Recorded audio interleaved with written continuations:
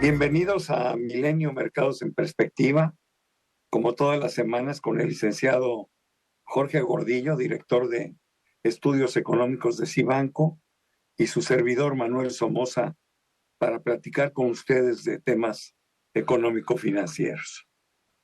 Como siempre, iniciaremos comentando los datos bursátiles más relevantes de la semana que termina, donde podemos decir que fue una buena semana de mucha volatilidad, pero finalmente los resultados en los principales índices bursátiles fueron ganadores. El Nikkei subió el 1.4% en la semana, el Shanghai Composite el 3.42%. Hacía mucho que no veíamos un dato tan bueno para un índice de la bolsa en China. El Eurostock sube el 1.24%, el Dow el 0.95%, el S&P 1.09%, el Nasdaq 2%. La bolsa mexicana se recupera, también tiene un incremento de 2.38%, pero el que más gana es el peso, que gana 2% en la semana, en tanto que el euro pierde el 0.84%. Yo me adelantaría a decir que estos buenos datos bursátiles obedecieron fundamentalmente a dos cosas. La primera, que los mercados tomaron bastante bien la decisión que tuvo la Reserva Federal de incrementar una vez más la tasa de interés en 1/4 de punto y llevarla del 5.25 al 5,5%. Pero quizá más importante que eso fue que en la segunda revisión del PIB de la economía norteamericana, lo incrementaron a niveles del 2.4%, cuando la revisión anterior marcaba un crecimiento del 2%. Esta noticia es buena, toda vez que aleja la probabilidad de una recesión de la cual se ha estado hablando en los últimos 15 meses. Sin embargo, hay datos en la economía de Estados Unidos que nos están diciendo que hay una posibilidad importante de que esta economía logre un aterrizaje suave.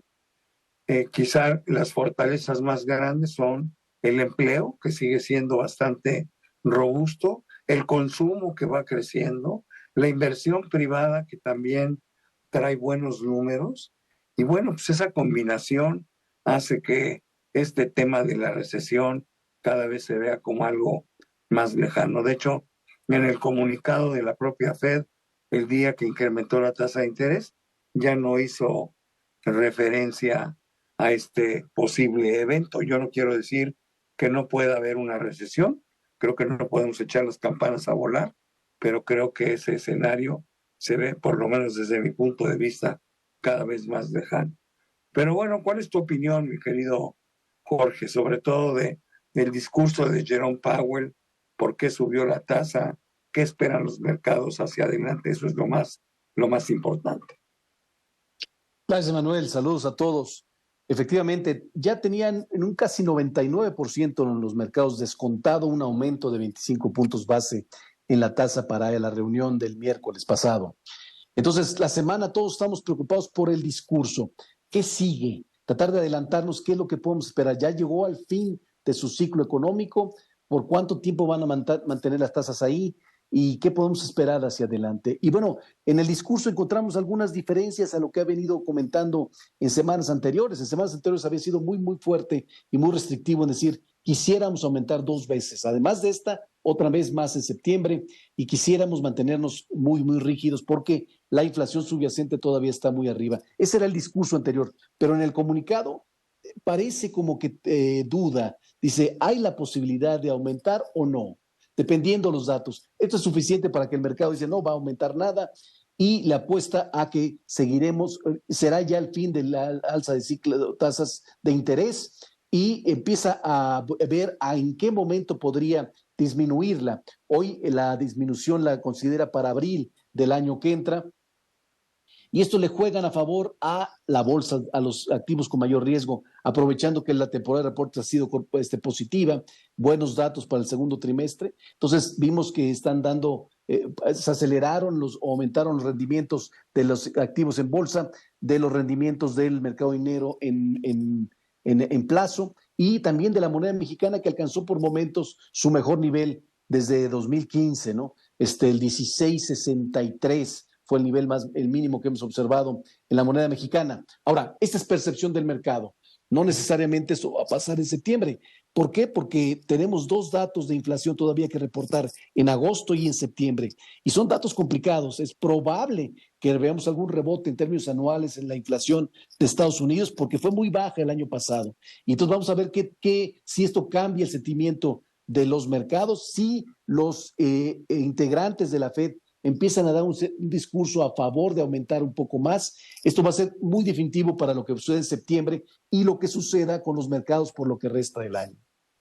Pero bueno, fue semana donde los protagonistas fueron los bancos centrales.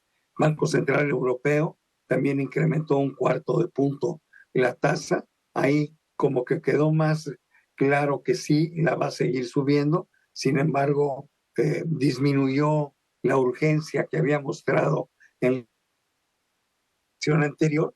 Y luego me llama mucho la atención también lo que sucedió en Japón, donde el Banco Central no hizo nada. Sin embargo, quedó muy claro que ante la presión del mundo en lo general, en lo financiero, de que deberían de apretar un poco la política monetaria en Japón, eso afectó al peso momentáneamente casi 30 centavos y queda claro que hay una gran especulación con el peso en los mercados japoneses. ¿Qué quiere decir? Los japoneses están vendiendo yenes para comprar pesos y están aprovechando el carry trade que da el 11.25, que es el rendimiento de los bonos mexicanos. Ya después de que el Banco Central de Japón no dijo que no haría nada, el peso se regresó a donde estaba, pero esa es una muestra de qué tamaño son las operaciones extra nuestro mercado que se observan con nuestra moneda fuera de nuestras fronteras. Creo que también es interesante si nos puedes comentar, Jorge, sobre la revisión del PIB de Estados Unidos al segundo trimestre del año, que creo que fue un dato muy bueno, que fue el que alentó el crecimiento de las bolsas en la semana. Sí, efectivamente salió el reporte del PIB del segundo trimestre. La expectativa era que creciera menos que lo que hizo el primer trimestre y no fue así, creció todavía incluso más. En términos mensuales anualizados ya está en 2,5, cuando estaba más pegado al 2% en el primer trimestre. De alguna manera, a todo mundo sorprendiendo la resistencia que ha tenido la economía norteamericana ante las altas tasas de interés. Y comentaste muy bien al principio del programa, es el consumo, es la inversión privada la que mantiene fuerte a la economía norteamericana. Entonces, ¿qué es lo que puede esperar hacia adelante el sector financiero? Bueno, lo que estamos viendo es una economía fuerte, es una economía que posiblemente se mantenga así en tercero, quizá cuarto trimestre. Y bueno, vamos a ver qué tan rápido se pueda pagar el consumo hacia adelante. Lo que nos preocupa a todos es el sector industrial. El sector industrial, ahí es donde a todos nos tiene un poco muy atentos, porque ahí sí hemos visto una debilidad constante en los últimos trimestres, que sí es muy reflejo o sí está muy golpeada por los niveles de tasas de interés. Y el sector industrial está muy ligado a la economía mexicana. Por eso es que vemos también que por momentos las exportaciones sufren de este enfriamiento que estamos viendo en la política industrial o en el sector industrial norteamericano. Creo que hay dos noticias buenas adicionales. Una es una posibilidad, no es una realidad todavía, pero parece ser que los planes que tiene China para volver a retomar el crecimiento a niveles del 4,5-5% puede convertirse en una realidad. Ojalá y así sea. Hasta hoy no hemos visto nada en ese sentido. Los datos últimos de China de comercio exterior fueron francamente malos, ¿no? Pero bueno, esperemos que con estas medidas que están tomando logren volver a impulsar esa gran economía. Yo quisiera resaltar y oír tu opinión, porque aunque todavía falta mucho, los primeros reportes que estamos recibiendo del segundo trimestre de las empresas registradas en la Bolsa de Nueva York, principalmente las que están en el Standard & Poor's 500, se están siendo mejores a las previamente estimadas, ¿no? Y esto para mí es la noticia más importante, porque ahí es donde la economía real pues se hace realidad. Perdón por por la repetición, pero esa es economía real. Si las utilidades crecen por encima de lo estimado, pues quiere decir que las cosas no están tan mal. Si la economía no estuviera creciendo bien, bueno, pues los resultados de las empresas eran los primeros que lo iban a resentir. Pero bueno, tu opinión aquí es francamente importante. Lo que dices es muy importante porque la expectativa es que este fuera el peor trimestre del año en cuestión de reportes corporativos y no lo ha sido. Y hemos tenido sorpresas buenas en las ventas, en las utilidades de las principales empresas que cotizan en bolsa en Estados Unidos, en las tecnológicas también de manera positiva. A lo mejor sí se han desacelerado un poco, pero nada alarmante. Y bueno, todo lo sigue pateando hacia adelante. ¿En qué momento vamos a darle la vuelta? ¿En qué momento vamos allá a dejar de preocuparnos por una desaceleración? Bueno, en el momento en que empiecen a bajar las tasas de interés, no tenemos otra opción. Y en la medida que la economía norteamericana sea resistente, bueno, va a ser oportunidad para poder buscar inversiones o darle más valor a la inversión bursátil a pesar de que se encarezca. Estamos muy atentos cómo se está componiendo los costos de las empresas, qué tanto afectan esta inflación sobre la utilidad y qué tanto va bajando las ventas. Las ventas no han bajado mucho y los costos ya no están siendo tan lastimosos como en trimestres anteriores. Entonces, son buenas noticias, es una buena temporada de reportes, no solo en Estados Unidos, la mayoría de las empresas que cotizan en la bolsa mexicana también han tenido muy buen desempeño. Qué bueno, a mí me gustó el reporte de los grandes bancos norteamericanos, porque bueno, teníamos miedo de que los fuertes incrementos en la tasa de interés empezaran a ocasionar problemas en el sector financiero y pues parece que no es así, o por lo menos no se ven hasta ahora.